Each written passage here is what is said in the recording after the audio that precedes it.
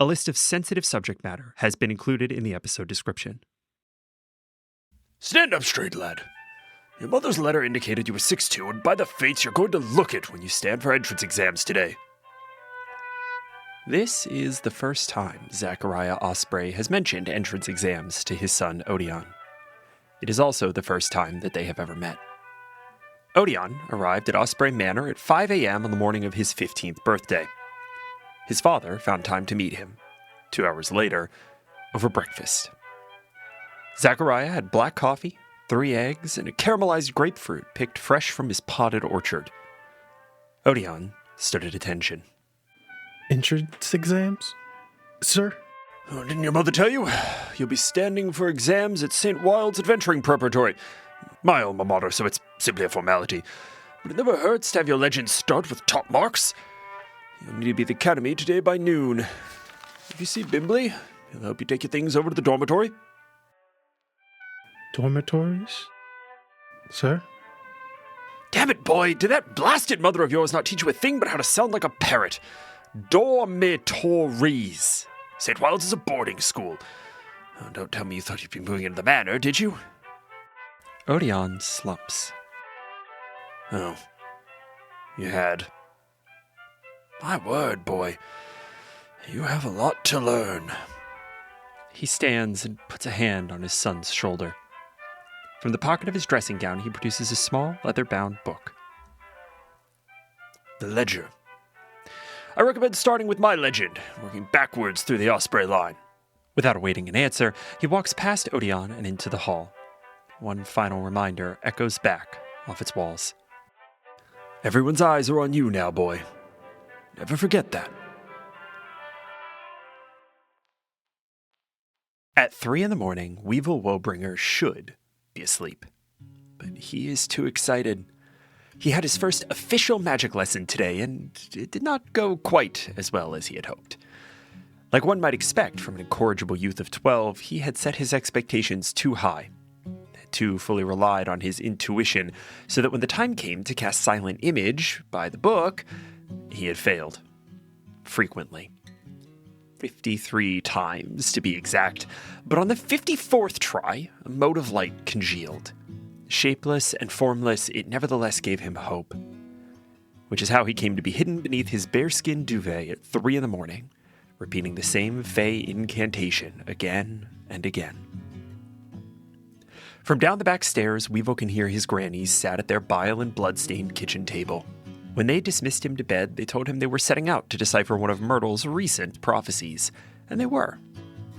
But what Weevil hears, and what he will remember, is their laughter. One day, he thinks, he will join them at that table.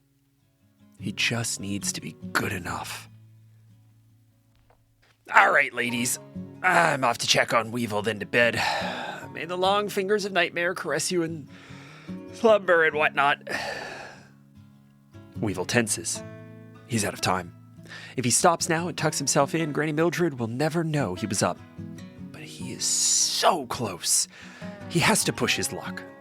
With great concentration, he forces the blob of shapeless light to sprout a tail, then wings, and with all of his youthful might, Weevil wills a face to appear. And then one does. Weevil Woebringer, what in the name of all the devils are you doing up at this hour? She throws back the bearskin to see her adopted son holding fast to the shape of an illusory dragon. Mildred smiles. I did it! Granny Mildred, look! I can do it! Now I can be a member of the coven, right? As quickly as it came, the smile fades. The old hag sits at the foot of the bed and rests a gentle hand on Weevil's leg. Oh, Weevil. Poor boy.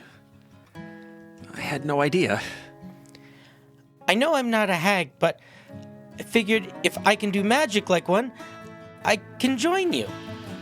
Mildred sighs with the weight of a reality she'd hoped never to confront. I'm so sorry, Weevil. But it just doesn't work like that. When you grow up, you'll have to find your own coven.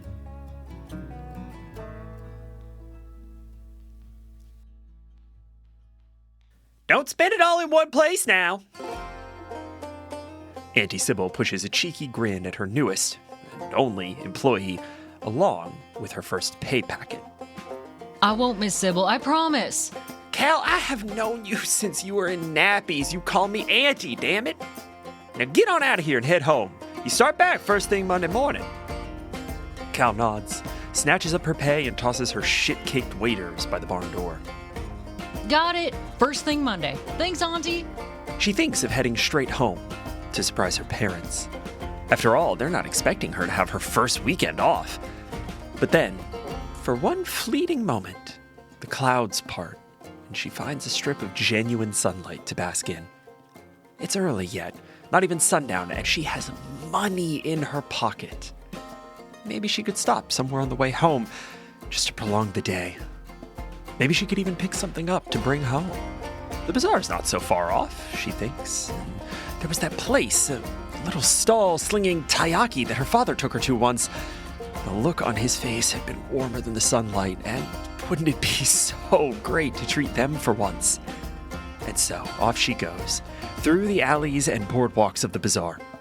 Before long, she reaches the stall and exchanges 1 gold, nearly 8 hours' work, for 3 fish-shaped pastries bursting with peanuts and brown sugar. But the way home isn't as straightforward as she expects. In the years since coming with her father, the bazaar has changed. Hell, in the minutes since her arrival, it feels as if it's changed. Tents shift and signs reverse. Urchins point down all the wrong corridors, and the whole place overwhelms with the smells of rust and spices and suffering. Before the sun finally sets, she is lost, and it is starting again to rain. Her taiyaki is the first casualty, nibbled as she huddles beneath an awning in an ill-fated attempt to wait out the rain. But the innkeeper shoos her along before it breaks. In the end, hopelessly disoriented, she spends the night in an upended rain barrel. When the morning brings its meager light, she is able to retrace her steps back to the stables. There, she hides away her weekend, living off the soggy pastries intended for her parents. Better they not even know she had the time off.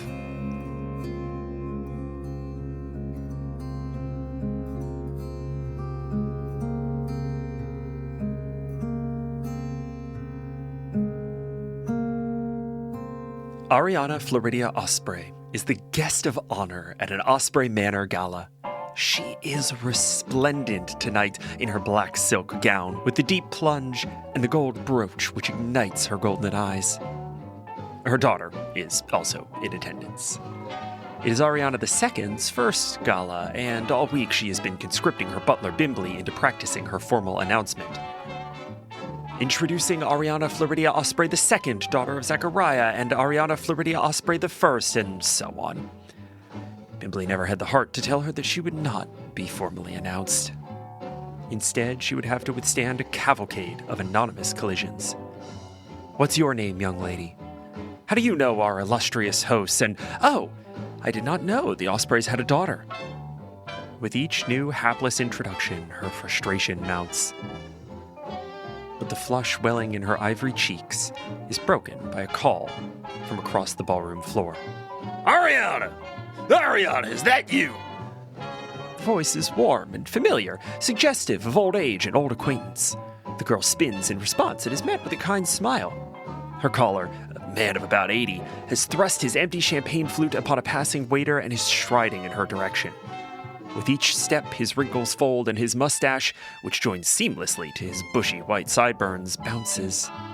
He looks as if he could be her grandfather or even her great-grandfather. Her mother never would confess to her real age. She always looked so young, which perhaps explains the twinkle of recognition in the old man's eyes, which dies as he arrives to take her hand. He apologizes, of course. He mistook the young lady for another. The price of old age, you understand. Oh, she's your mother. That certainly explains things. That night, which drags on considerably in this way, ends in a tantrum. Frustration boils over into tears and wails and the tearing of pages from her old journal. In the aftermath, laid out on her bed and surrounded by paper scraps, she blames her name for her invisibility. I hate it. Why couldn't they have called me something else? Anything else? She throws a fistful of torn bits into the stillness, but one scrap sticks to her palm. A compromise that reads simply, Flo.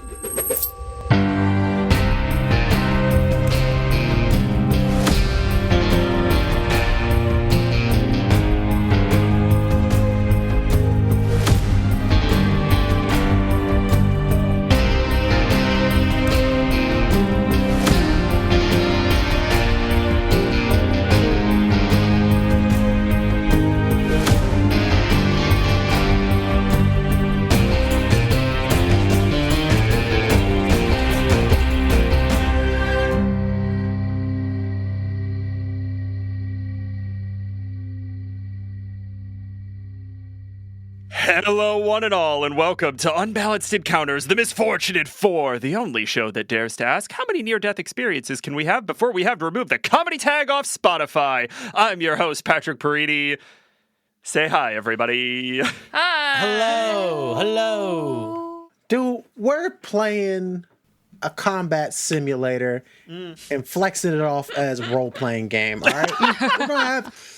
Yeah. People are going to get close to dying. Hold on. We are not going to slander Tales of the Valiant by the estimable Kobold Press, available at koboldpress.com/tales. Oh my God, get your nose out of their butt. No slander Listen. was made. Wow. Patrick got a little something on. Yep, you write that down. Okay. Do you have a jingle to go with that Shouldn't be holding promo? yourself know out what for I'm free, doing. I don't think right? you guys understand how hard it is for me to put Your food on the pimp is right fucking there. podcast table. Patrick, your pimp is right there. You can't just... Fuck. Speaking of role-playing games, you guys want to play one maybe for kicks, just to mix it up a little? Yes. Yeah. So, All right. Okay. In our last session, we began, as most great expeditions do, with a photograph. A newfangled picture box captured your likeness and, for those who failed their charisma saves, possibly more. And set the scene for the ramshackle expedition. A parallel expedition, as it happens, to launch alongside the John Johnson and his merry men. A race, the headlines read, which was fucking news to all of you. As far as you were aware, the John Johnson didn't even know about your map, let alone have a claim to know how to get the treasure you seek. But a race it is, so you all shoved off into the bowels of the lair, stopping only briefly to investigate the trail of a young brunette.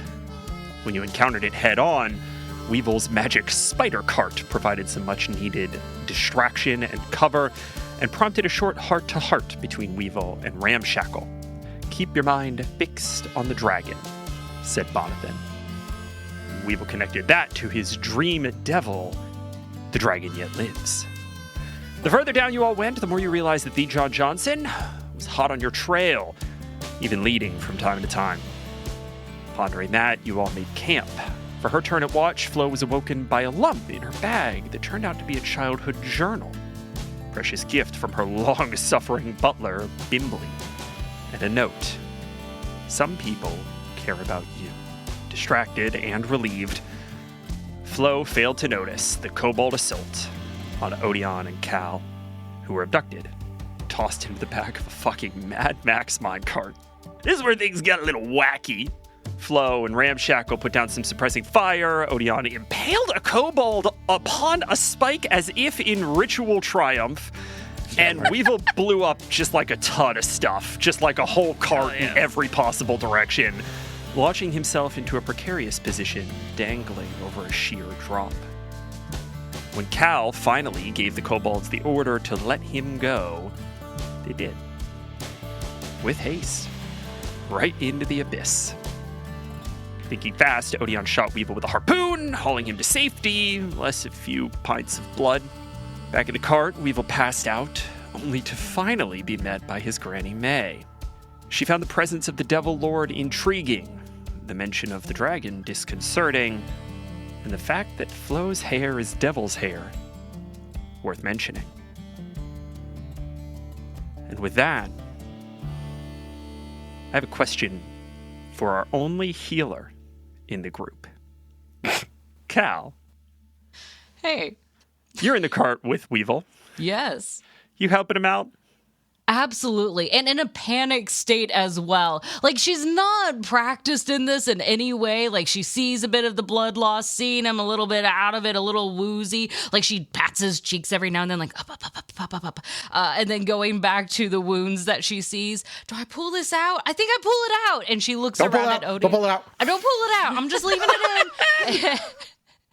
As you see this frantic energy as she keeps going back and forth between the wound and Weevil's face, like, I'm so sorry, I don't know if I'm doing this right, please.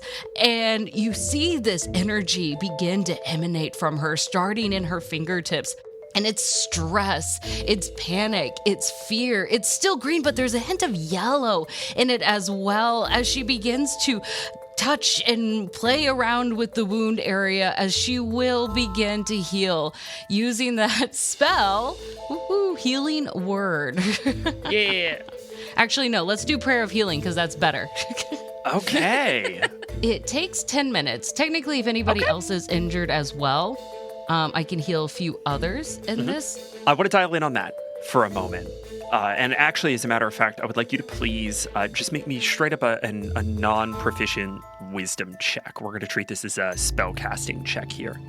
11. On an 11. What does this look like? I don't think that roll has any impact on the efficacy of your spell. I think it is more a way to gauge how much Cal is sort of fighting the emotional response here, and how that affects sort of what this looks like. So what does that look like on an 11?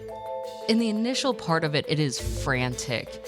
It is pulsating through her, giving her bright, vibrant color, and it's kind of all over her body. It's spreading, it's going around, and it doesn't feel focused at all until she finally, hearing from Odion, like, don't take the thing out. Like, she begins to breathe a little bit more, a little calmer, and you see that greenish yellow begin to seep back down and focus into her fingers. So, Weevil, when you come being pulled back into this consciousness, you'll probably realize that the wounds are still there. They're not quite fully healed up yet as she continues to mess around with this. I'm so sorry. I'm trying to get this right. Is it hurting bad?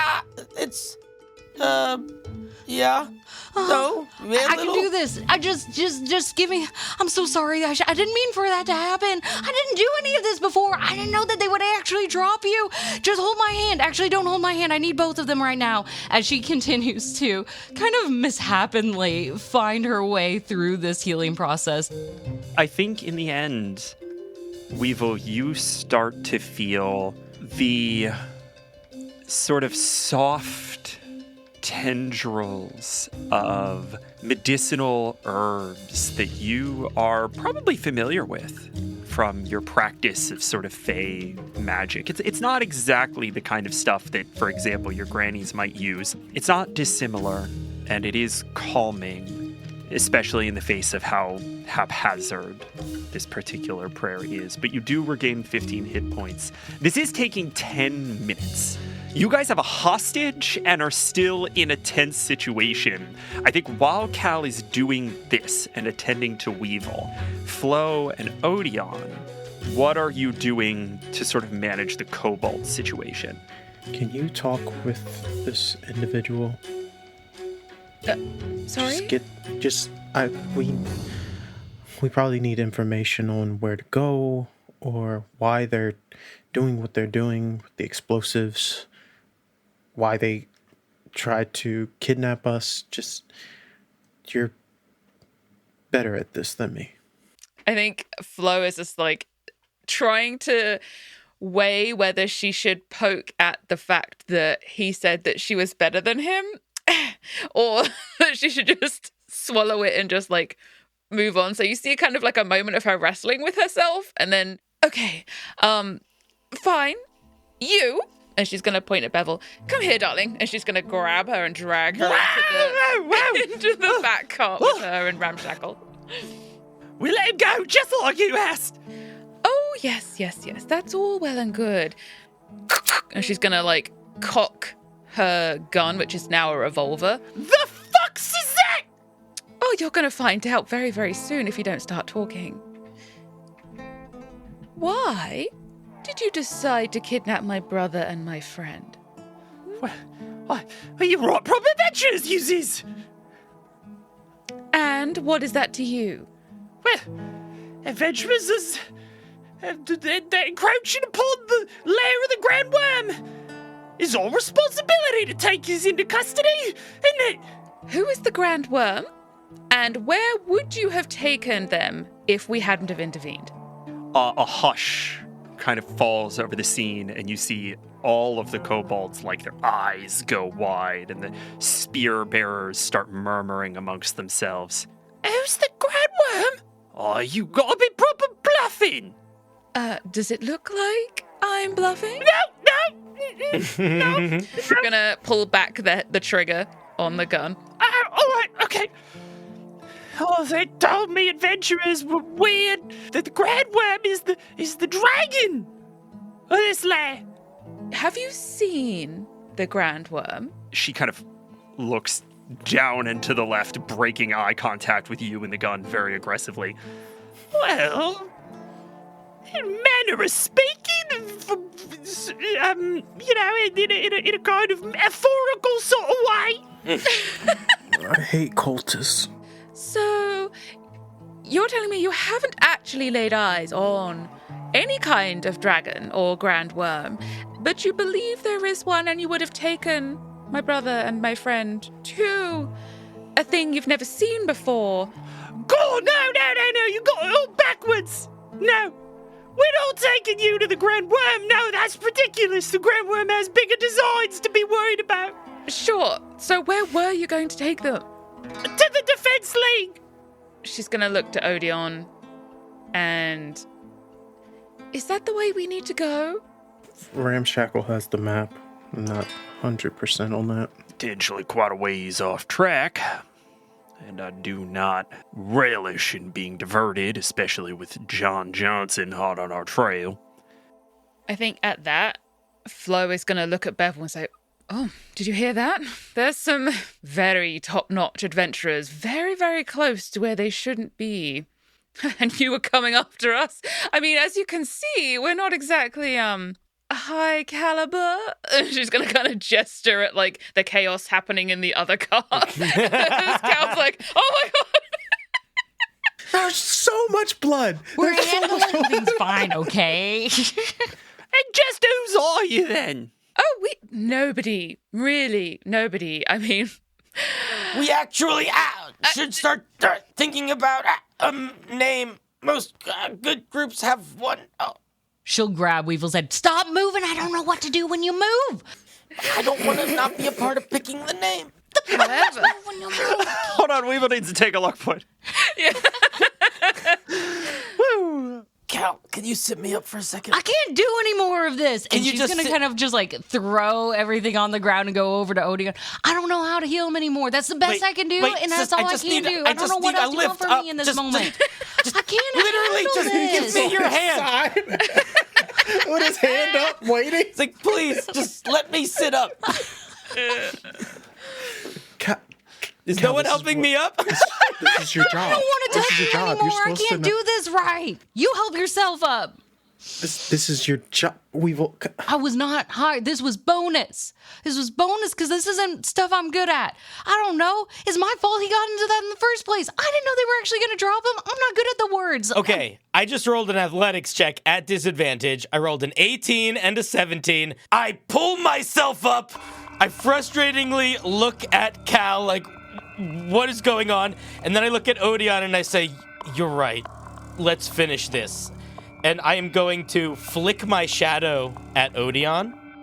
And as it flies over to him, it is going to almost like slide underneath your armor and sort of wrap itself around like a weird little, like almost like a symbiote type exoskeleton as I cast haste on you. And then with the spell message, I say, let's actually end it. And then I fall back down into the cart. With that extra action and a very fast speed, he will reach over onto Bevel's shoulder and just one-handed just toss them as if they're a sack over the cart edge into the abyss. we're going to go ahead and give her the opposed athletics. Absolutely. That is an 11 minus 2 is a 9. You have to break a 9. You got it. That's an 18. Okay. You shove her over the edge. She is going to get a dex save to try to hold on to the edge. She does not get advantage on this. That's an 18. She grabs one of the spikes on Old Scratcher. Her claws rake down, fully misses. She grabs another one and is currently dangling by this spike. I'm going to tell everyone, start them up. And I'm going to use my second action to stop the break. I'll let this be treated as another dex save she has to make in order to not fall. That was a 7. Woof. You see her kind of scramble as this cart starts moving, pulling herself up, trying to clamber back into the cart. And the force of this thing just whips her skinny little arms. She misses, lets go, and plummets into the darkness. And I need everyone to roll me initiative. Can I take advantage of my hair trigger? You want to make an attack? Yeah, Who against? I would love to make an attack. Just one of the troll orangutan spear people in the other cart. Make an attack against one of the trolls. Dirty 20. Dirty 20 hits. Great. And then... Ooh! 15 damage. Question for you. Piercing or fire? Your choice. I think this time it's fire. I think she's excited by what's happening. You see fire erupt over the face flange of this thing, burning half of it away. You can kind of see the roots of its teeth, and it does not regenerate. And we are at the top of the initiative order. We need someone to please roll a d8 as all of the carts start moving back down the track. 2. Craig, something sinister is revealed. Who is the first to notice? Our super perceptive cleric is definitely the one who notices first. Again, that's 2 for 2 for Cal. How does Cal feel about the presumed death that she just witnessed? The whole cloth assassination of Bevel. Kind of mad and frustrated at herself, because then that's what she should have done at the beginning instead of trying to interrogate her. It was I wasted my time all over again when we should have just done that from the very beginning. Clearly, she doesn't know how to read a situation for opportunities, right? You glance over the edge of the cart in your frustration, trying to make sense of the situation, trying to process what you've just seen. Annoyed at yourself for not being the decisive adventurer you think you should be. And you realize that the screams that you heard from Bevel have stopped, but there was no sound of violence, no thud, no collision, no drop. And all of a sudden, a torrent of white feathers rips past the side of your minecart. Oh no! Hurtling up this endless shaft until you can no longer see it. And you hear... boom! And Bevel falls on your face. I need you to make me a dex save. Oh, God. Bevel and I are just going to be stuck together. Is that what this is? You have made a friend, unfortunately. It is a nat 20.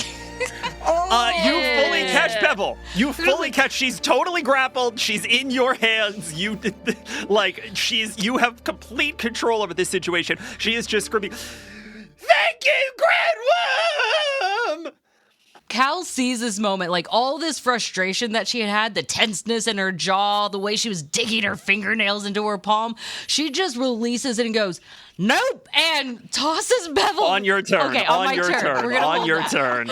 We're going to hold that until it is your turn, because right now it is Weevil's turn. Weevil, top of the initiative order. What you got? I'm going to reach over, pull up the improvised harpoon gun. I'm going to take the chunk of harpoon that was stuck in me, and I'm going to stick that in. and I'm going to aim it at one of the large trolls. Incredible. We Take love a shot. recycling. Incredible. Oh, fuck. Also, if the target is larger, add +5 to the attack roll. The trolls are That's how larger. we do it, baby. All right, go ahead and make this weapon attack. What do I add to it? Just the +5? It's going to be your dex. 8 + 2 + 5, 15. Just hits. So it's a d10 +5. Yeah. 10 damage. 10 damage to this thing. You spear it sort of through the chest. I'm assuming you're going for the one that was smoldering. Yeah. Whichever one I think I could make a bigger impact on. I will also say that's probably the one that's on the nearer side of the cart too, guys. Yeah, and I don't have that good aim. Let's be real. Let's be I've honest. never All right, fired cool. a giant harpoon gun before. Well, first time for everything. Put it in the scrapbook. I think that's Weevil's turn. Cal, Yes. you have this batshit kobold in your arms who is just in the throes of religious fervor, praising the Grand Worm for saving her, Yes. and is entirely vulnerable in this moment. What do you do? Cal sees this as her redemption moment. All of that stress, that tension, that frustration that she was feeling earlier, like her jaw just suddenly relaxes. And it's like a sly smile that begins to creep up on her face as she, with full body, tosses Bevel out in the air backwards, leaping behind it, kind of tossing behind on the track after us. Well, on the track after you. Okay, here's what I'm going to do. You got a nat 20 Yes. on your deck save. We're going to skip the athletics check. You're just going to do this. I am going to give her that Hell deck yeah. save. Yep. I am going to give her that deck save to hold on. That's a 5 all in. Totally fails. She goes onto the cart. If the schematic does not break, it's going to go over her. It deals a shit ton of damage. Jesus Christ. I think I did it right this time. As she goes back to Odion, like immediately trying to be like looking for approval from him. You see, Odion is just looking forward. He is dead eye focused on continuing this path. He probably did not hear what you said. Okay. Okay, we are over to Ramshackle. I was gonna try and see, because the excavator thing, Sure. the schematic, has the arm reveals a new twist in the track. So I was wondering whether there's literally like, just before we get to her, pull like the lever and it kind of splits off like onto the side. You could do that. I wanna I'm not hope going to if I make could do Ramshackle do that. Unless you explicitly want him to. Are you calling it out? Yes, Okay. I think. Ramshackle, can we get the other side of these trolls and just like try and if we can move over the tracks? Go ahead and make me a persuasion check. There's a couple of things at play here. What is my persuasion? Oh, that's pretty good. Pretty good. That's why I had you talking. I got a 17. If you say so, Miss Osprey. Throws the arm. And we're going to roll that D8. Emily, you can roll the D8, but I am going to take the answer here. Okay. Ooh, it's a 5. It's a 5, is it? This is going to be great. The cart falls through a gap in the rails. How do they land? I think he hits this thing, and it fully is going to like push you guys over. And he sees at sort of the last second that he could collapse the rail behind him and plummet Bevel. And he takes that opportunity. Bevel goes with the rest of the destroyed cart track. And as a consequence, you all don't quite make it to the rail the trolls are on. And you smash into the side and just through sheer inertia are like side grinding this rail. For the next round, you're going to be on track and then you're going to topple off if you can't ride it. What the fuck are you doing? And she's just screaming as she's like holding onto this cart. All right. Odion, it's your turn. Okay. Okay. If I have to. Okay. Mom, come pick me up. I'm scared. Right? Okay. You said the trolls are still chasing us, correct? Yeah. And you see, it's that classic action movie thing where the ex-schematic is like just barreling its way through these old fucking planks, and like there's just scrap wood coming up behind it, and the whole thing's falling down behind them. It's a fucking nightmare. Is going wrong. Yeah. And we love it here. Okay. I would like to, if Weevil would be so kind as to relieve himself from the harpoon. Thank you. I would like to use that. I step gracefully aside. The harpoon that was stuck in him. The harpoon that was stuck in him was not hooked to any tether, so it's just gone. So you've got to load in a weapon. On the old scrapper, I believe it says we can literally just rip them off. Yes. The cart. Yeah, I think we said it was a D6. I have an idea. Oh no. Oh no. Is it a good one? So Yeah, what? how good is this idea, Absolutely Craig? not. So my idea is to either shoot the troll or the cart and then have the other end of the harpoon attached to a rope that is either stuck on the rails and or a stalactite that's nearby. It's going to be tricky for you to adhere at 300 feet around. It's going to be tricky for you to adhere that end of that rope to either the rails or a stalagmite. Yeah, I wouldn't Not even bring it up impossible. if I didn't have haste. Not impossible. Another thing that you could do is you could try to tie two hooks together, take one shot at the wall and one shot at the cart. Yeah, that's okay. That's you explained what my brain was doing better than I did. All right, cool. Let's fucking make it happen. Let's try. Okay. I think you just take an action, just boom, sink this thing into the wall. Just to set DC, give me a survival check +5. 17. Total? Okay, so that's going to be the DC for breaking this no, thing. I rolled a 17. I'm so sorry. Plus said your survival. That's a 21. +5. What was that giggle? Oh, Plus 26. 5? Yeah, So large 26. large target. All right, Oh 26. my god. Escape Boom. DC 26. I'm hitting this freaking wounded troll. All right, cool. So the 14 plus 9. +9. That hits. Fuck. Okay. Fucking fuck. Go ahead and fuck this troll up. Yeah, I'm glad I didn't do the cart. That's 1 plus 5 is 6 points of damage.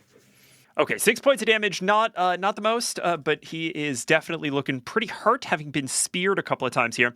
Now, he needs to make a dex save. Very dexterous. DC 26. He gets a +1 to this roll. If I do not hit a nat 20, this goes incredibly badly for him. You will roll less than a nat 20. I did roll less than a nat 20. Okay, good. Magic. You guys watch as Odion fucking locks in. Out of all of the hooks, all of the barbs on Old Scratcher, Odion processes, traces, finds one that has sort of hooks on either side, tears it off, loads it into this improvised harpoon gun, swings it around, just missing Weevil's face. Weevil, you kind of have to duck a little bit to get out of the way. Odion, boom, thuds it into the wall inches from you, Cal. Rubble flies up, kind of smacks you across the face. Odion, having tied this off, whips around, grabs a long spear-like barb, tying it off again, loads it in, hits the troll, and the troll, gone. Nice. Dangling off the side of a cliff. That was awesome. God damn. I don't know if Odion notices this, but I think very quietly, as after that happens, there's like a little moment, and Weevil just goes, yes. Weevil just does like a little Weevil just, and you see his shadow do a little fist bump. Oh boy. And that's Odion's turn. We're gonna go to Flo. Yes. Thank you. All right. So we're careening dangerously. Yeah, your cart is on Yeah. two wheels, kind of grinding the edge of this quickly I'm Tony dilapidating. Hawk's in this shit. Right. I'm just like, You're right behind the troll cart. You actually had to miss the troll whipping past your face. You had to like duck into your own cart, and you are teetering toward collapse. You are about to fall into the abyss. Full on, you see Flo, hands gripping the front, just screaming, and you only hear it kind of disappear briefly as she ducks to dodge the troll. She comes back. Not trusting Ramshackle to do the fucking job properly because he's a fucking psychopath. She's going to like clinging onto the side, make her way over to the excavator arm. Yeah. And she's like, I don't know what the fuck you are doing.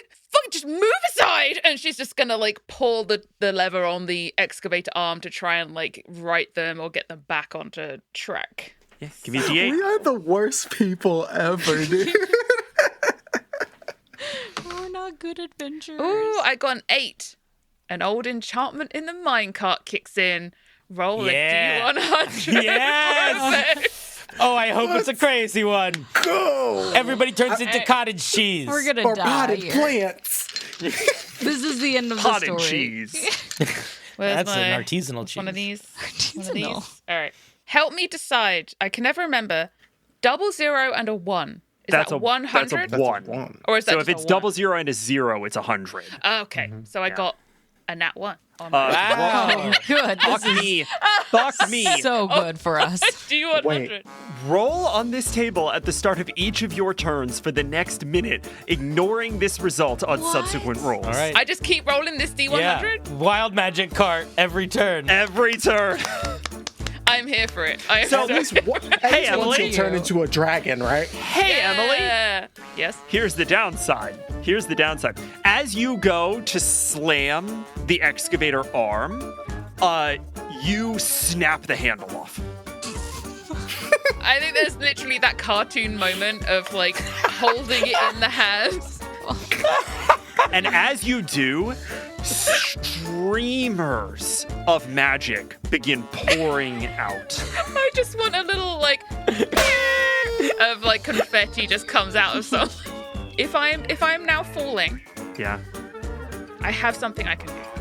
If I'm allowed to take one more action. What's the action? Because I don't think you're allowed to just take an extra action. When I use my Derringer, if I shoot a target, I teleport 15 feet. So if I could use it very quickly to shoot something, I could teleport into a different minecart maybe.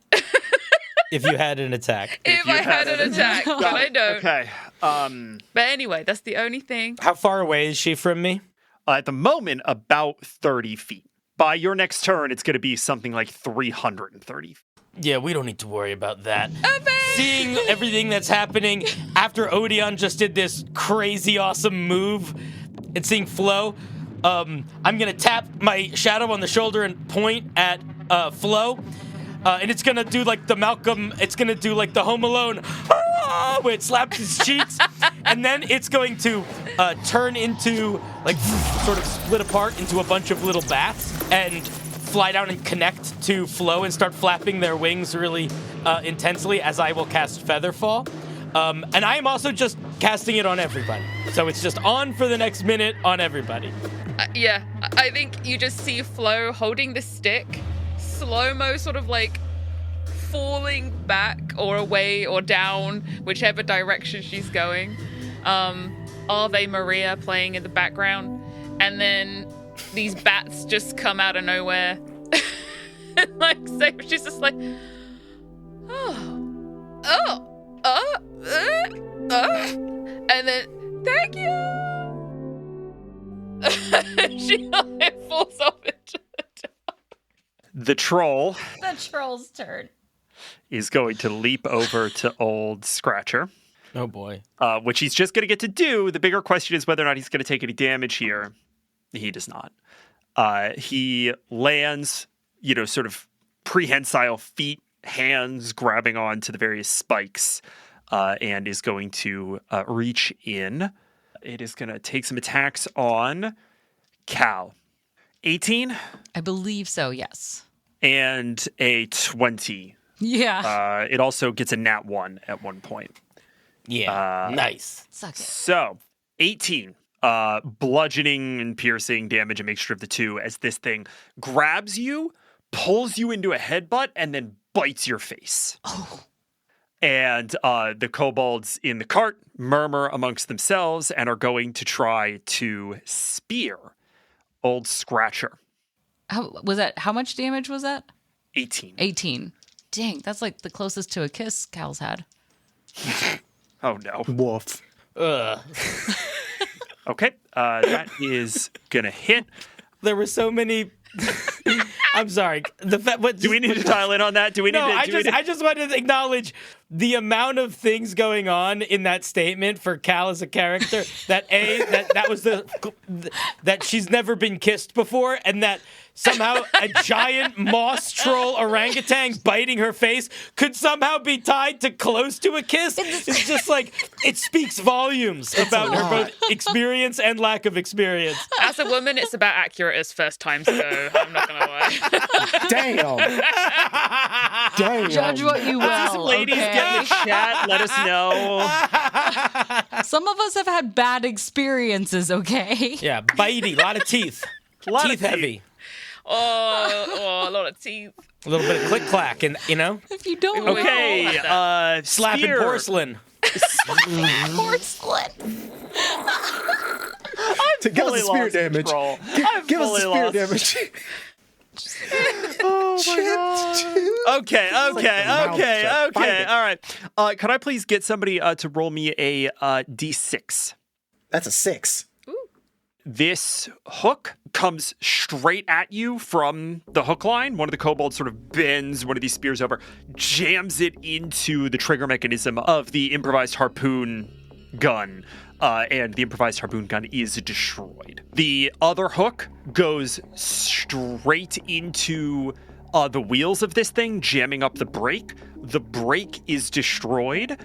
Your guy's cart is now in destruction. So the way that vehicles work, when all of their actions have been disabled, they are destroyed, and they have a little effect that happens on destruction. When destroyed, the minecart falls to pieces. Any creature it is carrying must succeed on a DC 15 dexterity saving throw or be thrown off the rails. Any creature within 30 feet must also make a DC 15 dexterity saving throw, taking 2d10 damage from flying spikes on a failure. Dex save on the troll fails, so the troll's gonna take a shit ton of damage. So I probably failed. I only got a 7. 7. 14. Oh, no. You're gonna join me in the abyss. It's gonna be great. You all are flung away from this stalled cart as it falls to pieces and spikes go everywhere. And you all feel yourself pretty slowly begin to fall.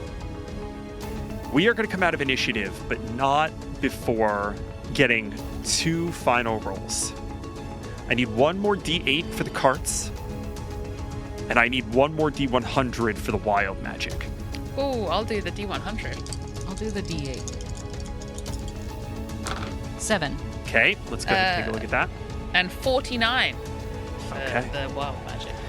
Cal, you find something that has been hidden in the carts. A parachute. I mean, 100%. If you want to find 1 parachute, I be guess you can find amazing. 1 parachute. I should have said a couple of parachutes. Sorry, everyone. Too late. Damn it. I kind of want to just go with the instinct there and just go with the fun, just the parachute. In emergency, smash here. Yes. And this is like, As the bottom of the old Scratcher cart falls out from beneath it, you see an emergency panel sort of fly away, Amazing. and a single patchwork parachute tumbles out right in your arms. Fuck me. All right, Emily, what's that wild magic roll? it was 49. This old chestnut. Oh no. I don't know what that means. Flo, Yes.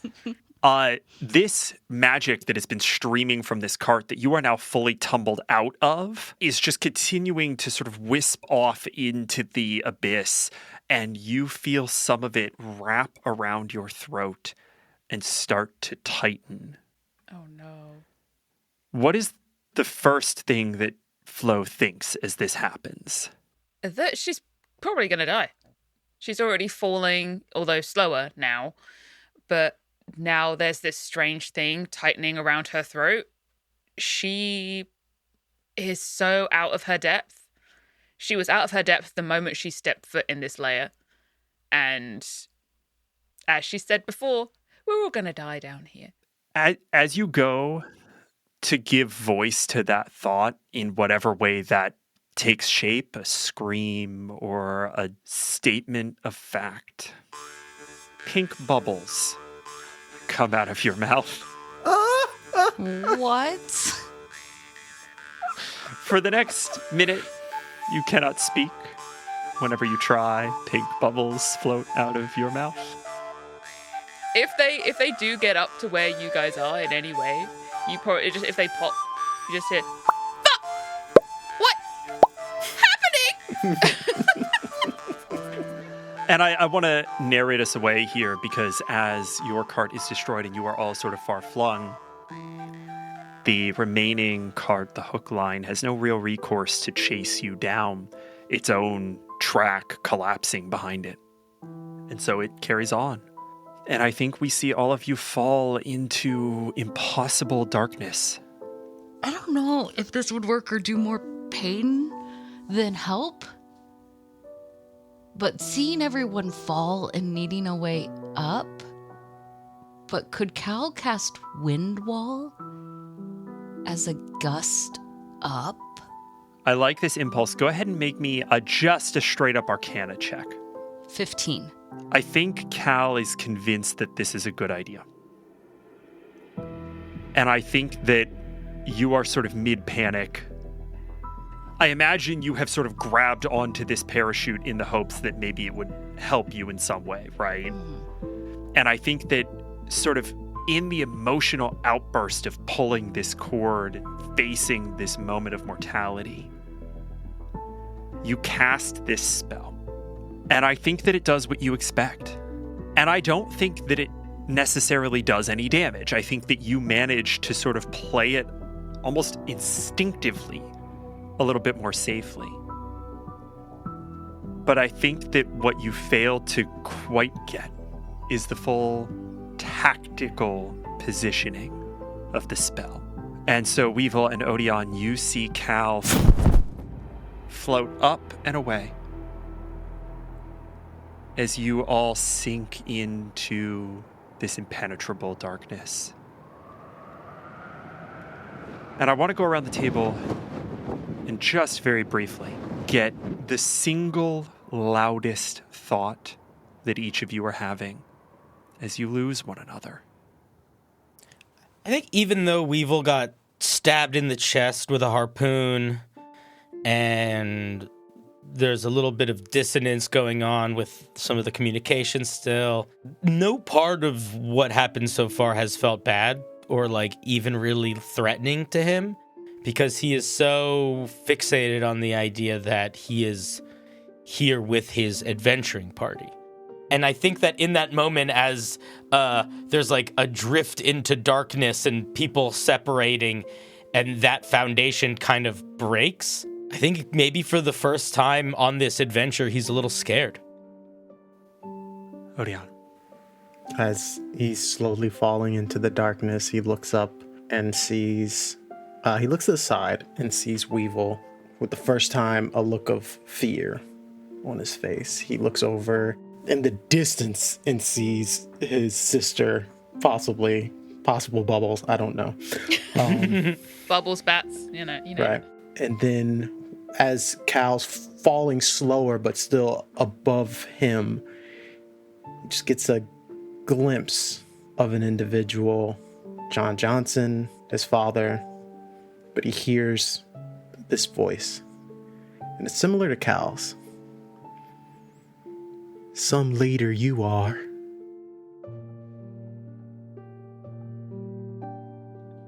There is so much confusion going on with Flo right now. She's not falling overly fast, but she's being held up by shadowy bats. There are pink bubbles now surrounding her, saying various things back at her that she said maybe a few seconds or whatever ago.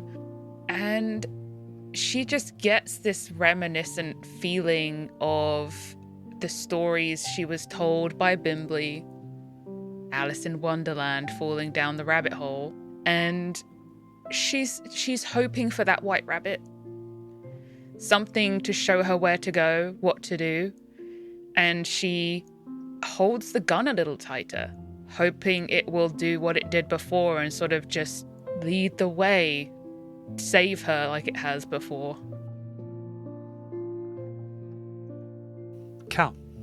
As she sees her friends getting further and further away, that's where she feels so alone and so scared. It's frightened to her bones that she curls up into a ball and she closes her eyes tightly and she screams. She can't hear it, and that's when she casts Windfall. But that thought in her head just makes her realize, and it speaks just a nasty voice of, you needed them, they didn't need you.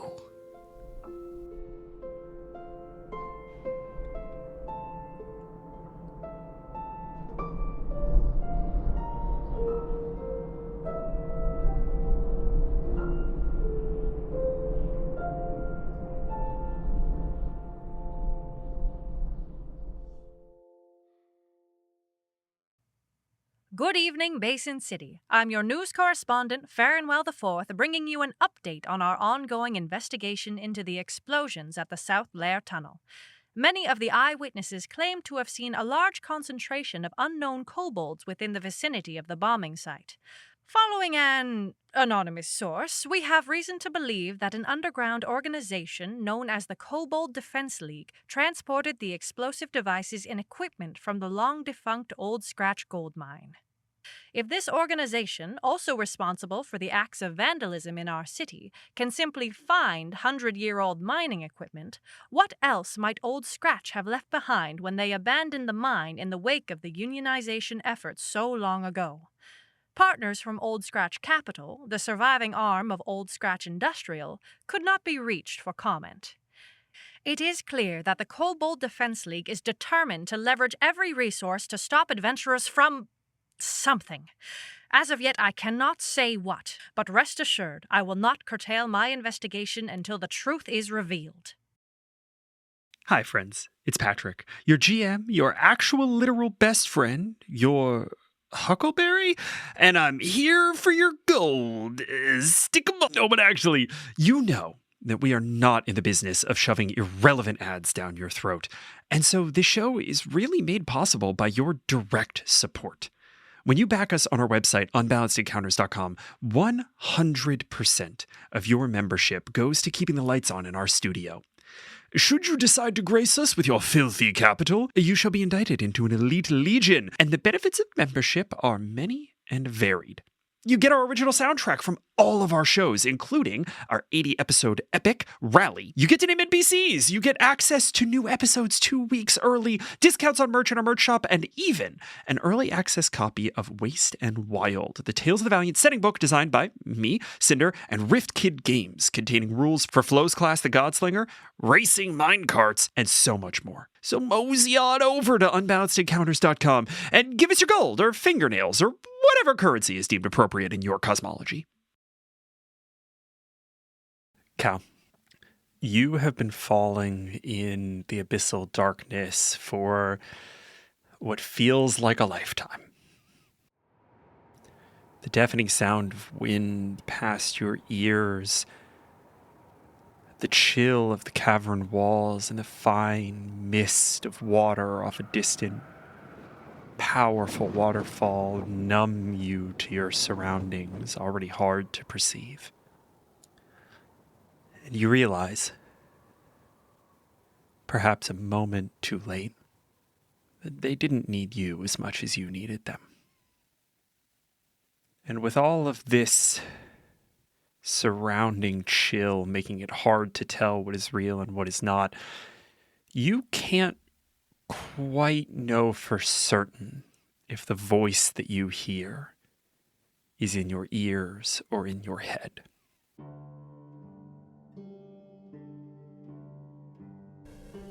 Cleric.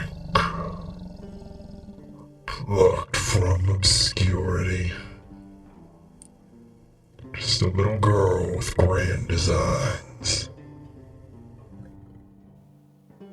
Cal feels herself tense up at the sound of that voice, not knowing where it's coming from and half pretending it can't be about her. She tries to hug her knees into her chest further, trying to just almost disappear into a small ball if she could. You cannot make yourself small enough to change the fact that you alone can protect the Horde. I wasn't chosen. They took that coin from me. I don't have anything. I wasn't anything. I'm still nothing. The coin was insignificant. Pawn in a greater chess match. You were the more valuable piece. You know what you must do. And shivers cover her body. It can't be me. It's not Cal you want.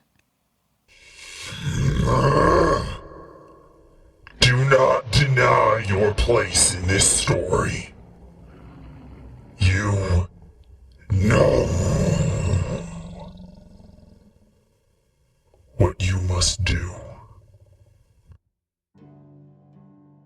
She feels the heat of those words, and instead of scaring her, it makes her feel like she's backed into a corner, and she feels like she wants to meet it with an equal amount of anger. She snaps back, her head opening up as she lifts herself from this, kind of almost exploding with a burst of energy. Then why was I ever picked in the first place?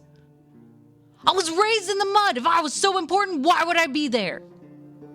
No one's ever looked at me before. Why now? I'm useless. Even all my teammates have left me.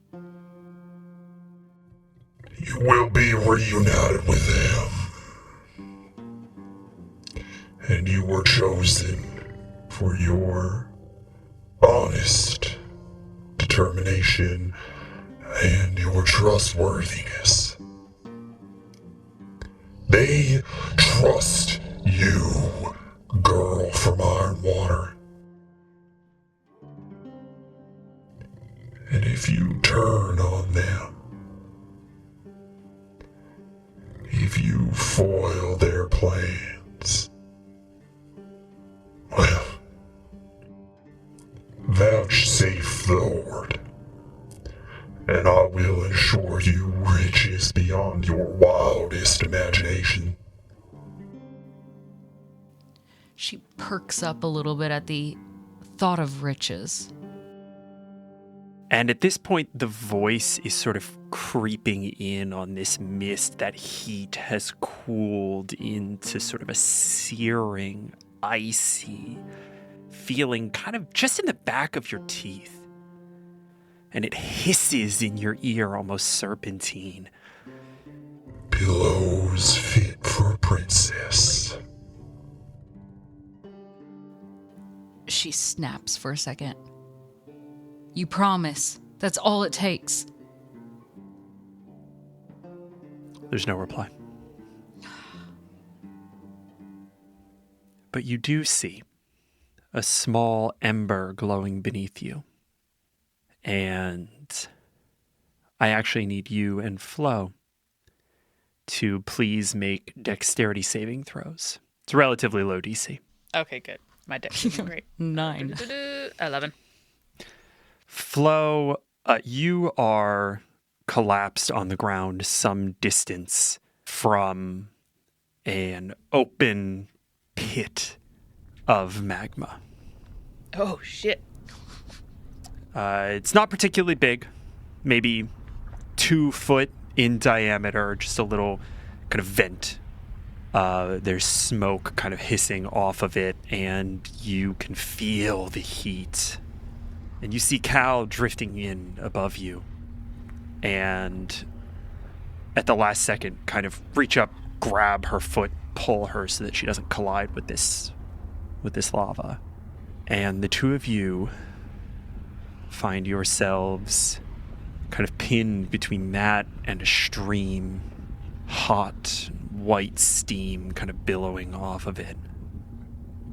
Nowhere to go but up a long, dark tunnel. You made it, at least.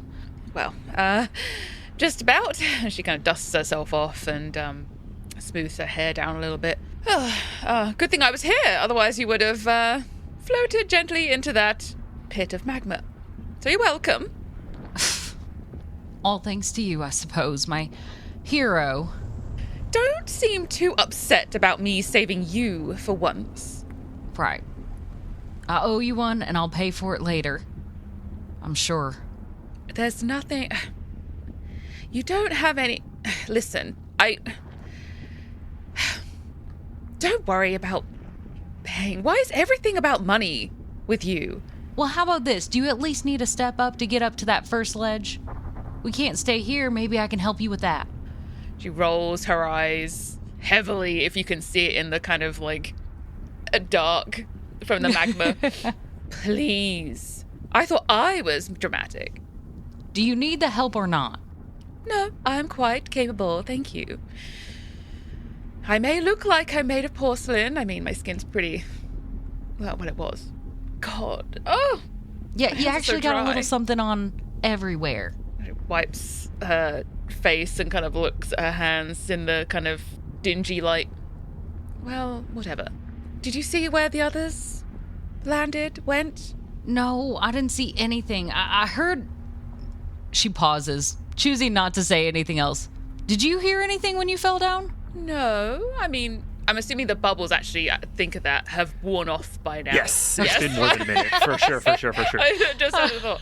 I mean, I heard distantly, I think Odion was squealing. He has that really high-pitched one, you know? Right, yeah, real distinct. Distinct. It's actually amazing. I never thought he'd be able to make a sound that high. Oh, right. With that kind of, like, wide chest, you'd think. Anyway, so, right. Yes, no, I didn't hear anything. What? Why? Did Nothing. You hear something? No, it's nothing. Maybe I also heard Odion. That's probably what it was. It was very distinct. And Cal's going to start climbing up a little bit. I'm sure as long as we get a better viewpoint, we'll be able to find our way out of here. Or at least get back on the pathway. You guys sort of make your way up this tunnel, and it's following this little river that seems to be particularly hot. And you make your way up that tunnel, and for the moment, we're going to go ahead and cut over to Odion. You wake up cushioned by moss. And that ain't right. What's that about? The dozens of times that you've been down here, you've never encountered meaningful plant life. And you blink and you realize you can see. You've got dark vision, but no, there's light down here. And you look around and you see that there are more than just mosses at work here. There are little sprigs and shrubs. Go ahead and roll me a perception check. 13? On a 13, you see a couple of things. The first thing you see is that Weevil is in this clearing with you as well. He has collapsed next to a tent that has been erected in this space. He does not look particularly harmed. You can see his chest moving. He's breathing. He kind of is stirring. He's going to be coming to here in a moment. Then you kind of look around. You see a little glistening, crystal clear pool of water coming from somewhere. And at its edge, a body. The body of the kobold that you had impaled on Old Scratcher is exsanguinating into the crystal water. And over top of it is a bird. A heron. Feathers rustle, beak reaching down, pecks violently at the dagger that this kobold was carrying and throws it in your direction. And as you sit and watch that for a moment, you see that from all the sort of patches of moss that envelop this dagger, tiny little rust bugs start to eat away at this dagger, turning it from a weapon into harmless soil.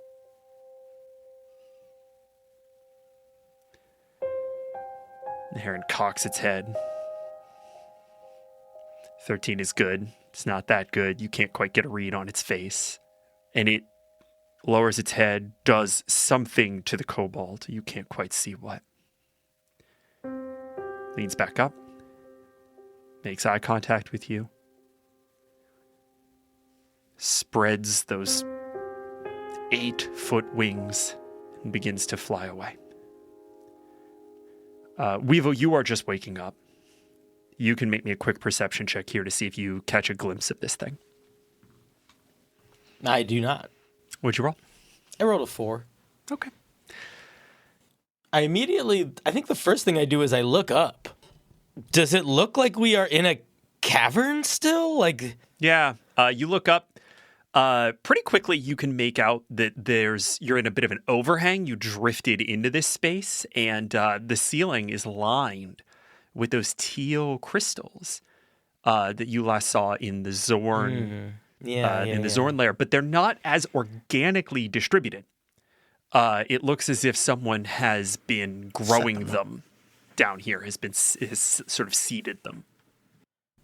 Odion, you good? Kind of snapping back into reality, he takes out a small cantina, scoops up, kicks the kobold to the side out of the water, and then scoops up some water out of this pond or lake area. Walks over to Weevil, hands him the water. We're gonna have to find the others. They're somewhere down here. This place is crazy looking. Look at it's like they turned the crystals into proper light fixtures. I haven't seen a light fixture since I went to that weird artificer's house. And I take a big swig of water. Glug, glug, glug, glug, glug. Did you see which direction they went in?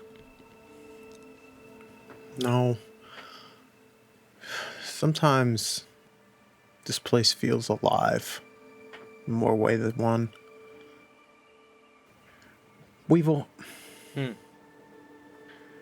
you're one of the more enthusiastic members of our party.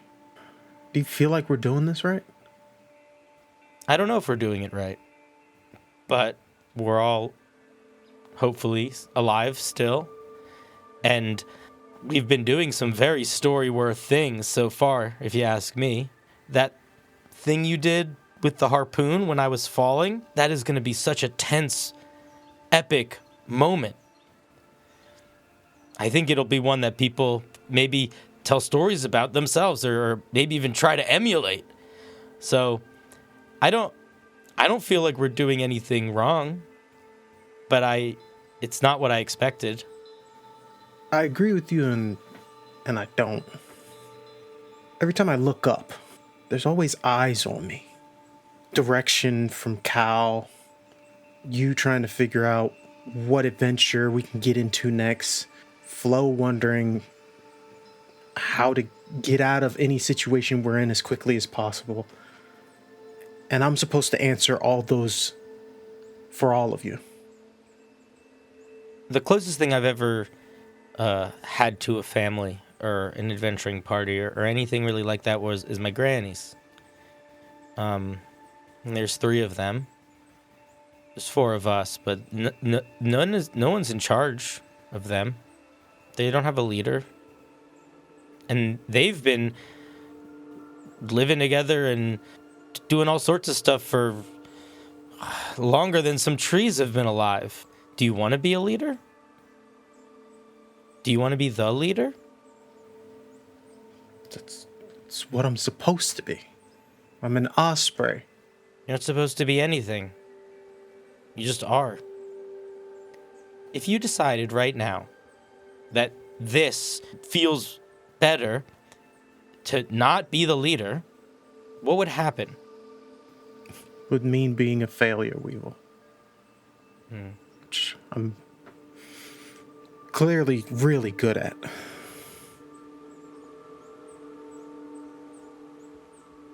I do think that we can work well together. So maybe when it's just the 4 of us, you share some of that burden a little bit more. Or just maybe even just talk about it. My grannies would make me talk about my feelings all the time. And it's a little bit annoying, but it also makes all of the scary stuff less scary and the hard stuff a little less hard. And you guys would want to hear that? Yeah. It's not how I learned to lead, but maybe our story needs to be a little different. Could I get perception checks from both of you? That's another 22. 3. Oof. Weevil, I think you're pretty invested in this conversation. I think you're pretty focused on Odion, which is why I think out of 3 you notice that as he's wrestling with this, there's a lot of eye contact being broken. There's a lot of kind of gazing down the moss and the little rust monsters that have finished making a meal of this dagger. And Odion, as you're sort of processing and trying to avert your eyes a little bit, you glance at the tent and you see a stack of books inside. Now, you've been out on the trail long enough to know that books, outside of the most extreme circumstances, are dead weight down here. Whatever you need, you commit to memory. That's it. This is not a temporary camp. This is where someone lives. I think Odion's curiosity would kind of get the best of him. Okay. Odion, I think you go over, you sort of pick up these books. They're not sort of immediately labeled. You sort of flip them open. Weevil, as you pick this thing up, you sort of flip it open. You realize that it is written in a couple languages, in a mixture, almost a sort of patois of Fae, which you do speak, and Giant, which you do not. And as you're flipping through, you figure out that this is, near as you could tell,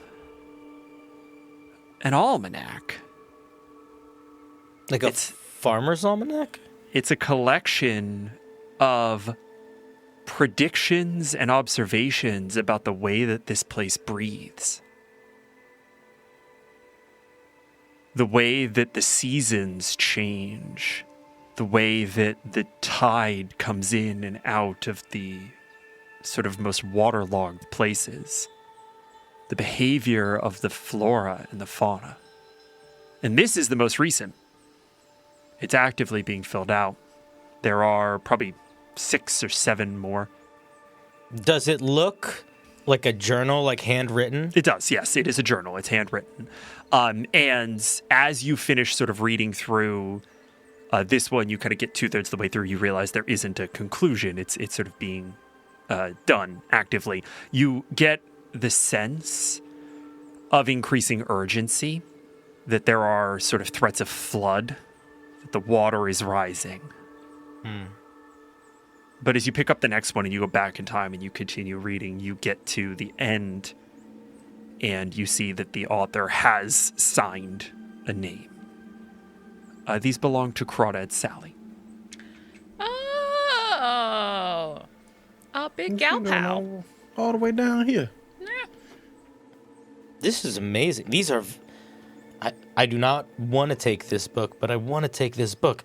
Look at this. And I start explaining and showing all the things. Like, with this information, the whole layer is, like, a lot more navigatable. Insight check from both of you. 13. Another 3. Oh my god. Weevil, you are so excited about this as a traversal tool. I'm sorry, I think I gave you my curse. I apologize. Discover nothing. I shouldn't have taken your fucking hair. The bad luck is stored in the hair, folks. You heard it here first. Now we all know. Odion, you, even on a 13, put together from Crawdad Sally's sort of timbre about adventurers, right? Making it easier to traverse the lair is probably not what she has in mind. Mm-hmm. And I think when you put that together, you see that there are some things obviously missing from this space. It looks like there were some camp supplies taken and, you know, some other sort of sundry items, and her heavy footprints are in the moss, leading to the mouth of this pool where the water is bubbling out of, up a lip into the caverns again. We can ask the author ourselves if they'll let us borrow it. And I'll start following the tracks to where they lead. And with that, we are jumping back to Cal and Flo as you all sort of make your way into this tunnel. And as you're walking, talking, every now and then you guys see stuff kind of floating down the river, like clumps of something gray. You are not sure what. I think if it's particularly sweaty in here because it's close to the magma and things, you see Flo get that hairpin out and sort of put her hair up in a little thing and like slide the pin in. Cal, Yeah, what? why are you here? What do you mean? And she'll kind of like stop and flip around. Odion hired me. Yes. I mean, technicalities. But look at it this way. Odion is here because he's trying to live up to his name. Yeah. Weevil is here because he wants his name in a storybook. And you can't just be here for money. What's the matter to you anyway? And she'll flip back around. Flo, Floridian, in a state, whatever all the other names are that, I don't know, you got too many of them. I only have one and you've got like 500. So I think that evens out, doesn't it? I mean, what even is your full name? You can't just be Cal. Cal kind of like stutters for a second, kind of Oh my God. thrown off for the second, and she turns around and starts like walking upstream a little angry. That's not...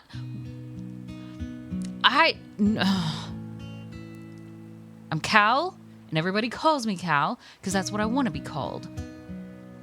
Well, at least you get that luxury. I try and be called Flo, the best of a bad fucking bunch. And yet everyone still calls me Miss Osprey, or Floridia, Arianna. Blech. Make me sick. What are you talking about? Those names are beautiful. How would you like it if everyone called you something that just wasn't your name? Well, I'll probably get a little angry. But Flo looks like you. Arianna, Miss Osprey. Even the way you just, without a mirror, put your hair up in that pin and it looks perfect, which is stupid. It shouldn't. We just flew from who knows how far, and then we just saw magma, and you look like this. Tell me how that works. I want to say it comes naturally, but it doesn't. It's years of practice. Sometimes you just need to know how to put your hair up very quickly. Well, you make it look easy. Point being, why are you here? Cal? I'm here for a pillow, as she kind of starts walking back up. A pillow. Yeah, A pillow. a pillow. And she's gonna Do you not storm know back what up, that like, is either? Try and catch up with you. I think I know better than you what a pillow is. Yeah, you probably have like 5 million of them, don't you? Mm-hmm. And what are you going to do about it? Well, I just want one. I'm working hard, and I'm going to get a good pillow. And then maybe, I don't know, see if we can get our home. Because then it'll be safe. Flo. Listen. Or Miss Osprey, since you have so many pillows. She's going to look at you, put her hands on her hips. You want to know why I'm here? Weren't you like forced to or something from your brother, or if you want money or something like that? Yes. But me being forced here by my father is the equivalent of you wanting a pillow. What I actually want now, I want to make a name for myself. Do you understand? I hate my name. I hate it. It's not even mine, it's my mother's. I wasn't even in the fucking book. Fuck that book. Fuck this name. And fuck your pillow. What do you want? And why are you laughing? You know what? You're right. Fuck it all. Fuck my pillow. Fuck your name. Fuck all of this. What name do you want to go by? if you could get rid of all of this, which let me say I wouldn't, but if you wanted to, all that comes with this, you want to get rid of that name? What do you want? She crosses her arms and taps her foot. I don't know. Yet. I understand. You come from a place that doesn't have much.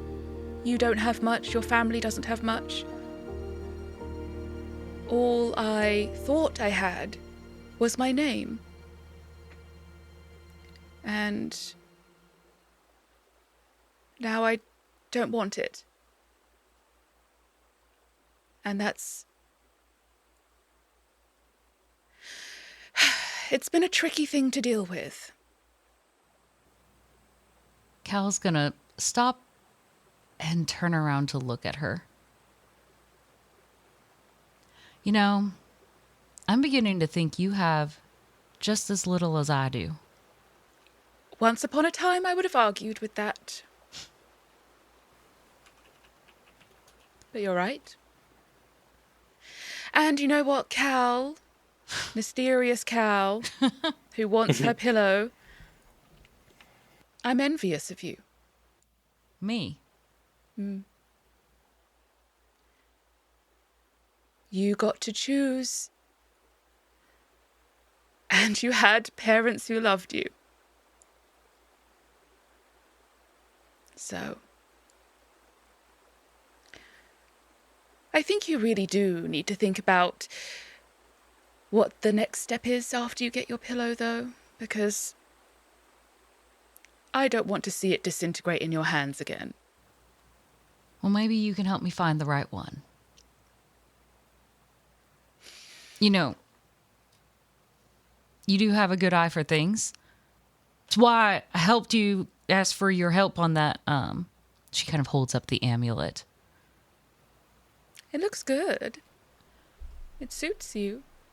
I would not have been able to pick something like this out. I'm sure you could have.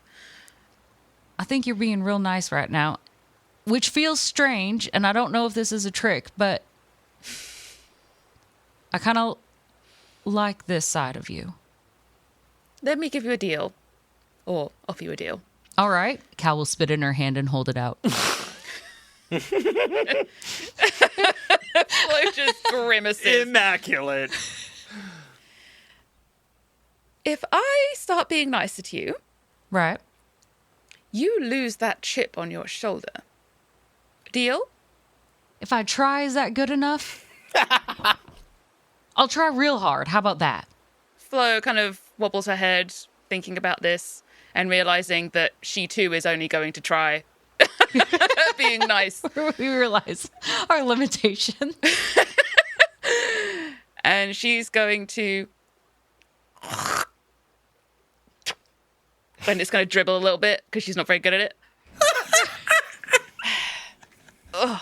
And she's going to shake your hand, and just... as she can feel like the... it's like touching her skin. Cal will shake. You know, I'm real glad you made that fall. I'm beginning to real like you now. You know, if you need help, as Cal begins to make her way back up, I can help you try out different names. We could try calling you Rock, as she starts just now, as they go up, naming different things as she sees. This is great. I need a perception check from you. I need a perception check and a charisma saving throw. 19 on the perception. Oh, great. 17 on the charisma. You just start pointing out things, you know, Moss. sort of rock.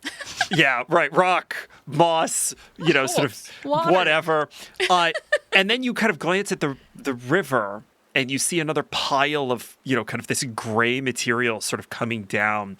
And you recognize what it is. Having grown up in Ironwater, having grown up in the more industrial part of Basin City, you recognize roughly what it is. And you just... The DC for this was 17. You just catch yourself before offering up slag as a suggestion for a name. Good call. Could we actually? I'd love to. We could try, and then she spots it. Slag?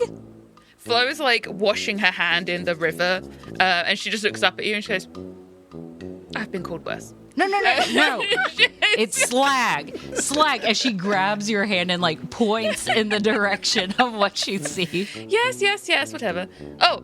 Flo, you do see that Cal is like actively trying to point to you toward what has been coming down the river in sort of fits and starts. You kind of take a closer look and you realize that it is some kind of metallic sort of structure, mixture of Like molten slurry rock, and yeah, stuff? it's a bit of a slurry. I think both of you puzzle out that you are downstream from some sort of production facility. Can I hear anything further up? Go ahead and give me a perception check or investigation, your choice. Investigation, I got an 18. You do.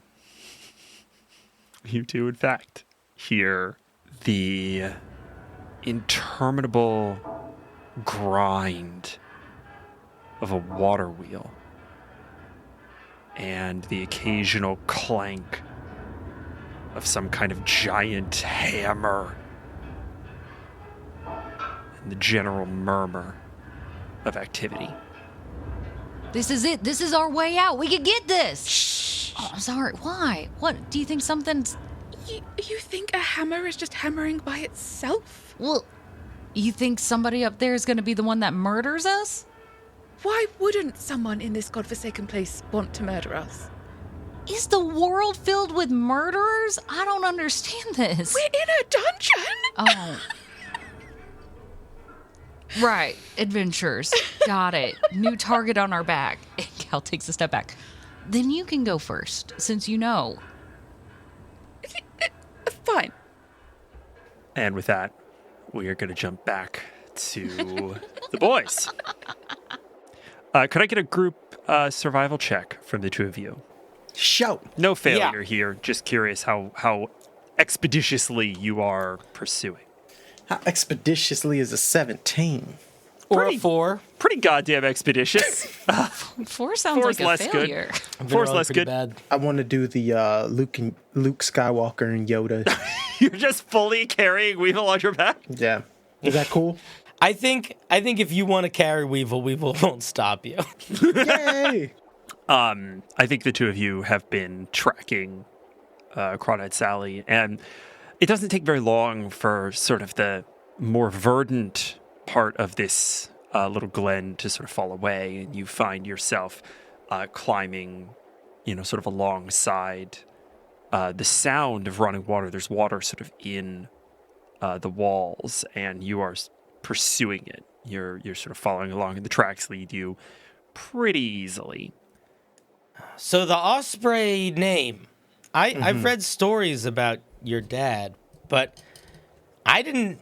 What do you mean that it has, you made it sound like having that name meant you had to do a lot of things, and I don't understand the correlation.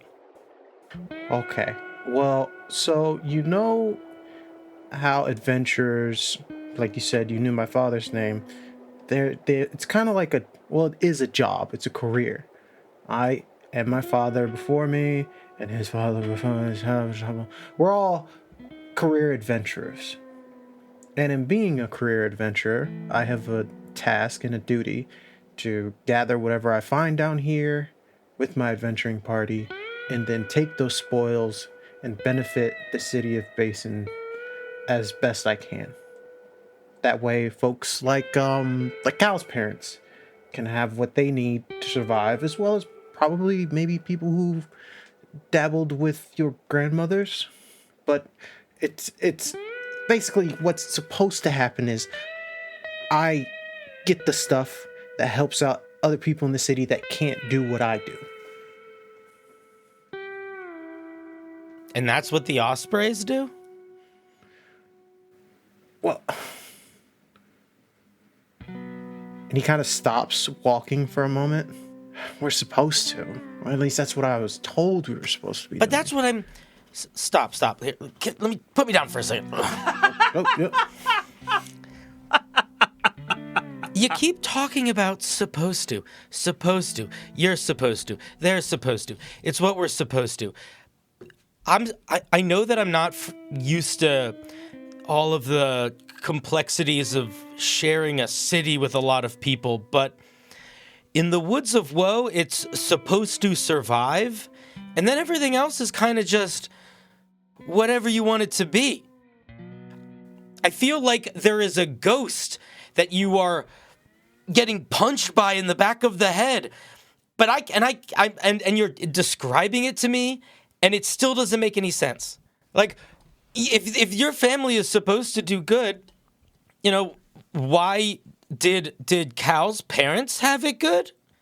I just don't understand, I guess. I'm sorry. I didn't mean to yell. It's frustrating to see someone who is being held down by something that feels so ethereal to me because I don't know how to solve it. I don't think it's because you don't understand it, Weevil. I think it's because it doesn't exist. Those are the things I was told. The direction I was told to go, but to say that I actually have witnessed any of that would be lying to you. And I don't want to lie to you. That's just a dream that I was told. I think whether it's real or not doesn't matter if it matters to you. That's why I grabbed that book. You took the book? No, Flo's book. Flo's book? Yeah.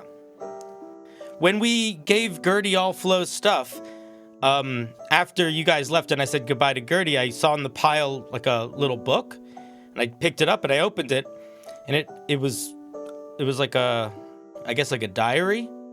It had a bunch of drawings, and as soon as I noticed it was a diary, I was like, oh, not for my eyes.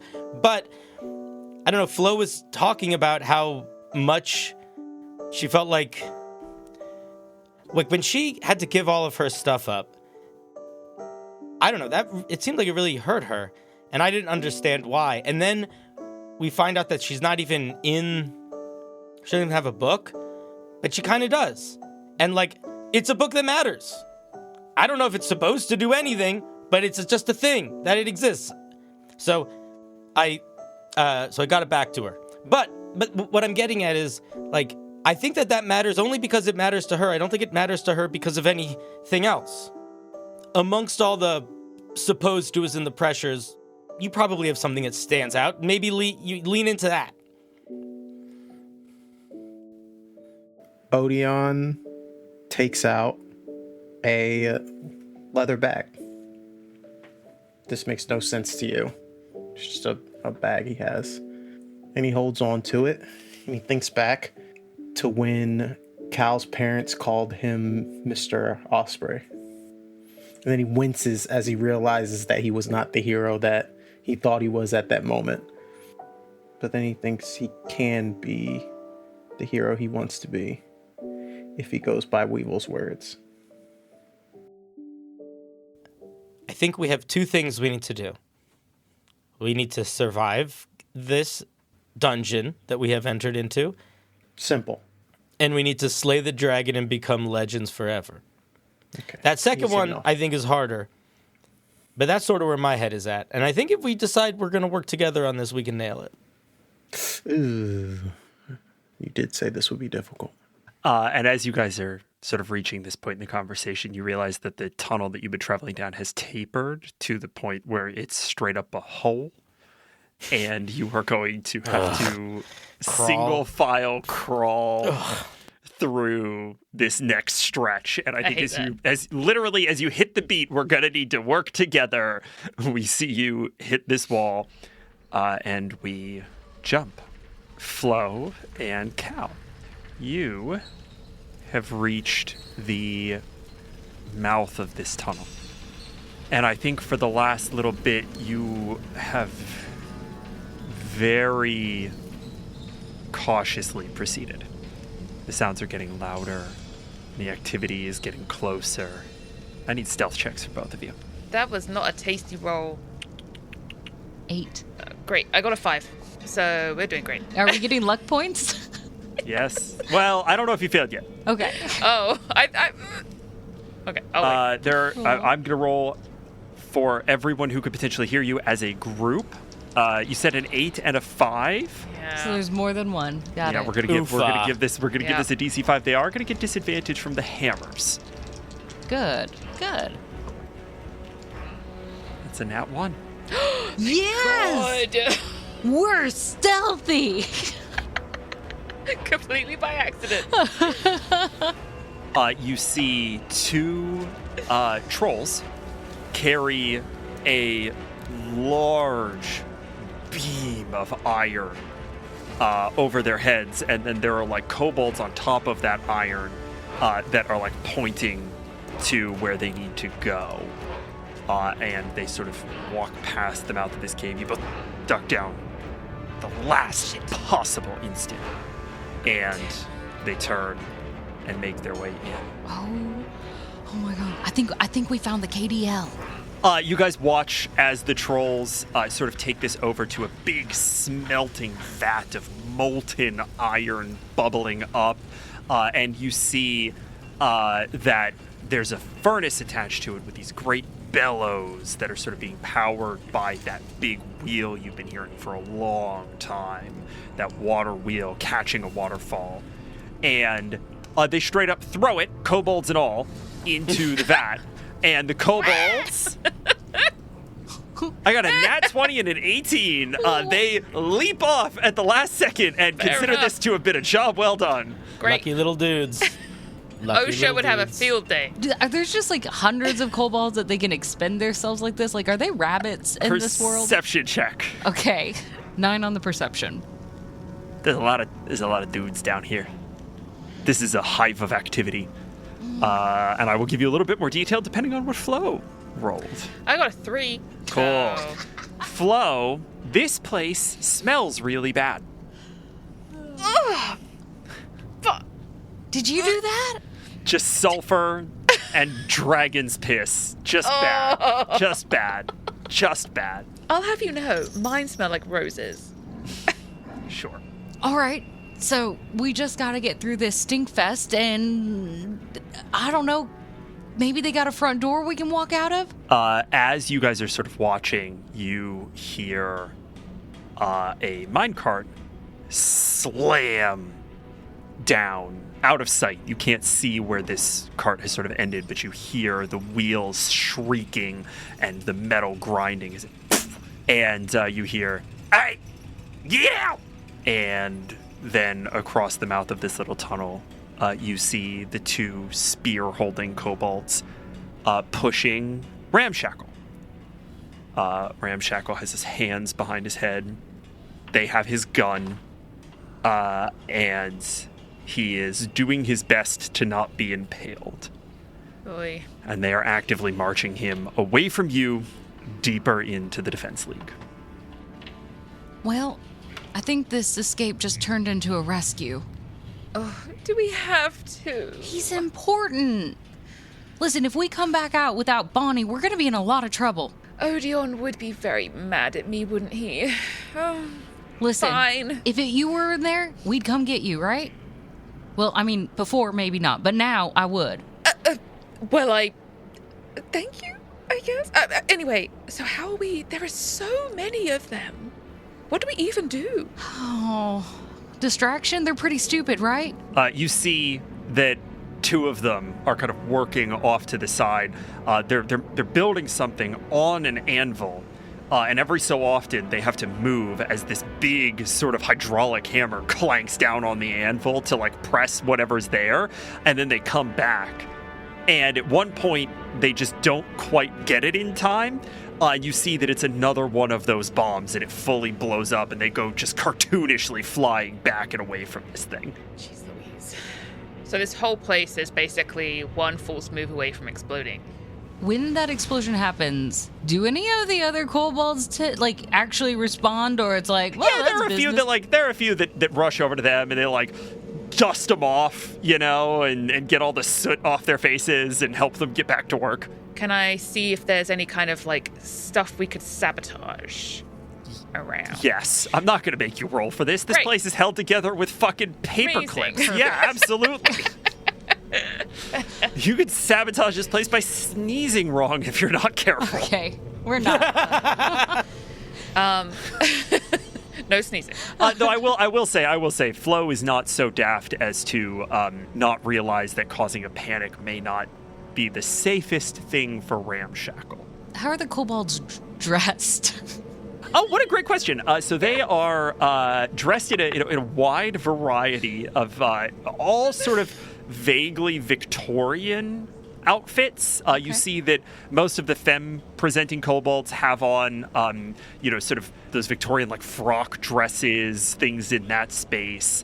There's a lot of, like, bow ties and high straight collars, a lot of little pince-nez glasses, things of that ilk. Top hats, they seem to, at least a handful of them seem to really like top hats. They're so well dressed for working down here. I love that None of they it's wear in their great Sunday condition. best for None this of bomb. it's in great condition. It's all like burnt and wet and muddy and like they like tears from claws and gears and shit. So it's all really bad, in really bad shape. But they dress well. Okay, what if we get the outfit of one, you put it on, and you take me in as a prisoner? Kobolds are half your size. I was gonna say, aren't I a little bit big for a kobold? I mean, I'm fairly dainty. You can walk But- on your knees. I don't know. The both of you actually make out, and it's kind of tough to get a sense of perspective on how big this person is because all sort of humanoids are so much bigger than kobolds. You see sort of silhouetted the shadow of someone in a building that is more or less kind of at the far end of this area, but you can kind of just make out this shadow of someone that is not reptilian. There's another person, another humanoid down here in this far building. And this far building doesn't look super industrial. Lodging or an office, something like that. She's going to take her pin and see if she can kind of like stick it in her gun and fire it at like a wall a little bit further away. Oh my god. I am hustling so hard. This is brilliant. Where are you trying to put this thing? Yeah, just sort of like so they would look the other way at it, and we could potentially sort of like get around the other side behind some machinery and Okay. into the room. Okay. Nowhere too crazy far away. But This is 1,000,000% not how this works. yeah, But I today, completely understand. If I have to like stick it somewhere, Sure. Sure. tell me, and I will try. And No. figure it out. No. We'll do No. this. we're doing great. Okay. Here's how this is going to work. You're going to make just an attack roll with the gun. Mm-hmm. For every point above a 15 Right. that you roll, you will get a +1 to the associated stealth check. I want to be clear here, though. If you roll below a 10, things are going to go very, very, very, very badly. I love these odds. Do it. Little do you know, Emily's our best roller, so you kind of... Yeah. It's gonna If be you're great. new to Unbalanced Encounters, Emily's our best roller. I have the highest hopes here. I am the best roller. It's true. High hopes. The highest of hopes. 16 if I add all my luck. That's a +1 to the associated stealth check. I am going to roll really quickly. Okay. You need to beat, again, a 15. I only got a 9. Oh no. Okay. Okay. A couple of things happen in quick succession, and we are going to see all of them play out in just a moment. Because we very quickly cut to Weevil and Odion. The two of you are army crawling your way through this tight little tunnel. So, like, your grandma's, is it like are they together? Or How are is you this like- crawling and talking at the same time? I mean, it's just, it's kind of like running, but using other parts of your body. I hate running.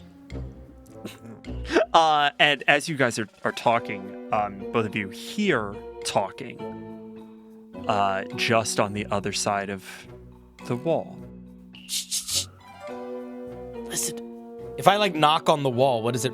Does it feel like I'm knocking on something hollow, like a little dug dug dug? Are you doing that? Yeah. Yeah. Yes, it does. And as you do that, you hear, Pardon me, everyone, please. Quiet down. Why, did you hear something? I believe I did. Yes, I believe I did. This is going to sound a little extraordinary, but is it possible that there is someone behind that wall, Miss Sally? You want I should find out? Quite.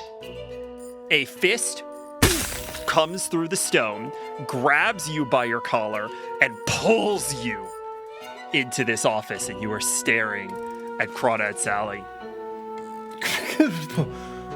Look at that. Got an adventurer. Why is this always how we start a conversation? You're the one way out of your depth there, buddy. You tell me. You know what? You're not going to be alone. And another hand comes into this hole and grabs Weevil. And the two of you see Bonathan Ramshackle in chains, sitting in a chair in the corner of the room. A kobold woman in immaculate frock dress sat behind a very large desk. The face of Crawdad Sally a little too close for comfort. And before any of you can react, you hear a new voice. Emily, the pin has lodged into the ground. Stone, as from an elemental, has grown up around it, ossifying into the face of a gargoyle. And it picks one of the nearest kobolds. What do we hear as it casts vicious mockery? Hey, I was designed ugly. What's your fucking excuse?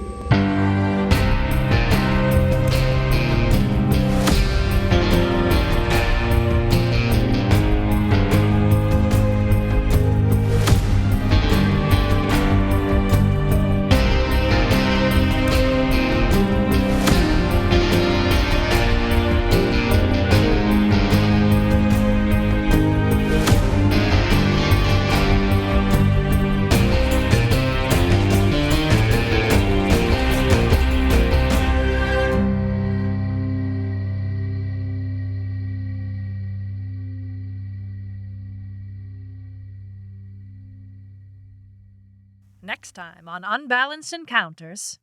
Open scene. The lads are dragged into the principal's office to have a chat. Tension builds as people are trying to figure out who they can trust, whether violence is the option, while the girls scream Foley through the door before they're dragged into the office as well for being a fucking nuisance. Threats are made, suspicion mounts, chokers become all the rage, and secret tunnels are spied behind bookcases. The mage and the healer become the party tanks as the melodious moron turns up again, which ends exactly as you'd imagine it would, when the mage throws a punch. Flo pretends to use a bucket and is unsuccessful. We break out of prison, Metal Gear Solid style, trying desperately to leave the John Johnson for dead. Did we manage? Who's to say? We tried damn hard though. And in true UE style, it all ended in fireworks. That was shot so good. That was really good. That was so good. 10 out of 10. No notes. The Misfortunate 4 is an Unbalanced Encounters production. This episode's showrunner and GM was me, Patrick Perini. Cal of Ironwater was played by Caustic Phoenix. Arianna Floridia Osprey II was played by Emily Graymore. Odion Osprey-Heronshaw was played by Craig Pate. Weevil Woebringer was played by Cinderblock Sally. And midroll announcer Ferrin Whel was voiced by Cleo Birch. This episode was produced by Sabrina Ortiz. Its Lorekeeper was Nick Plaisance. Scripted segments by Patrick Perini and Colin Epstein. Game design consultation by Mason Allen. And original music by Sayer Roberts. For the rest of the Misfortunate 4 and other delightful shows, visit unbalancedencounters.com or search for Unbalanced Encounters wherever pods are casted. Okay, we love you, bye!